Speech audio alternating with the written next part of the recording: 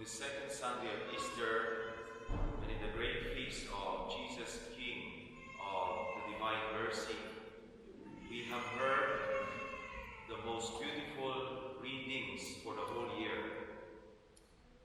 These readings from the first reading, second reading, and the Gospel, these are the main texts, the core texts of our Christian faith. The Gospel is one of the recorded accounts of the resurrection of Jesus. If Christ is not risen, our faith as Catholics, as Christians, has no meaning. Everything is useless, and we are all crazy. Tingnan mo kaya katabi mo, hindi naman mo kung lupal kaya.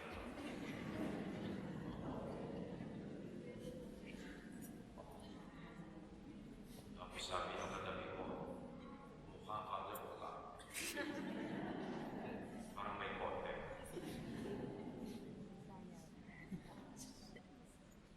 What can we ponder, what can we reflect about from our readings, especially from our Gospel?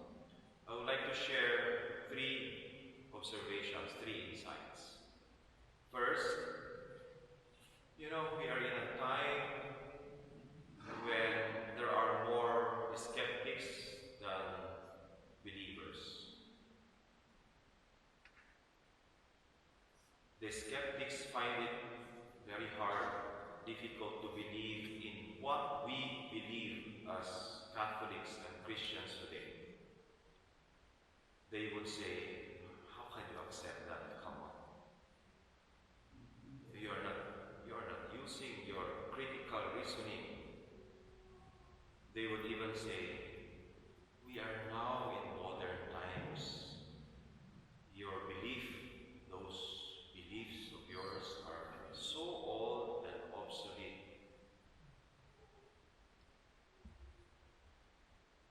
If ever your faith is affected by these comments and questions, don't worry. Trust your faith in the Lord. You are in the right direction. After I studied theology for 5 years in the seminary, I did not stop learning about my Christian faith. Every day, I read books and watch videos so that I will know more and understand more about my faith. This is my encouragement for all of you. I have watched and listened to all the arguments and questions of the smartest atheists in the world. Richard Dawkins, Christopher Hitchens, Sam Harris. Did I lose my faith in listening to them? No, because I also listened to the smartest Christians, those who know their faith, those who understand well their faith. And it has strengthened my conviction. But I would say, in the end, it is my experience in the church, in the community, that has convinced me that I am in the right direction in believing, like Thomas, who proclaimed that Jesus is indeed our Lord and our God. That is the first. Second, the Gospel tells us today the doors were locked. And this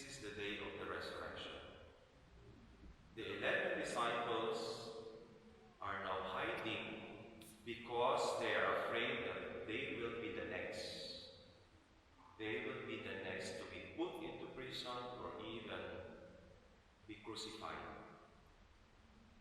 You see, Jesus came in the time when they all doubted their faith in Jesus. He came with his forgiving love and mercy.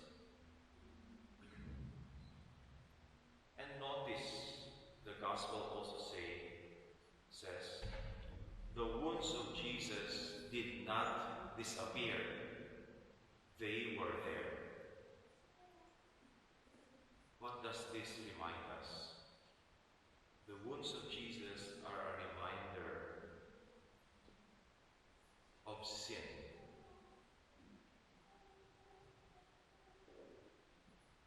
They are a reminder of the world's resistance to God. They are a reminder of our own sin.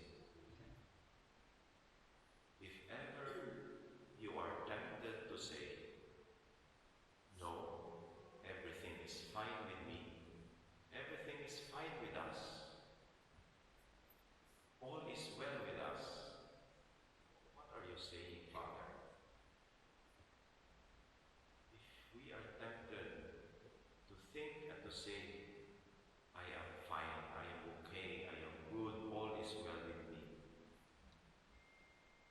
let us look at the words of Jesus and let us be reminded that we are all sinners. I am sinner, I am a sinner. But in the midst of our sins, Jesus comes to us with his forgiving love and tells us, Shalom, peace be with you. In the wounds of Jesus, we understand that we are all sinners. And when he shows the wounds on his hands and on his side to Thomas, Jesus is telling Thomas, look at me now. Look at me now. Do you still doubt my love for you?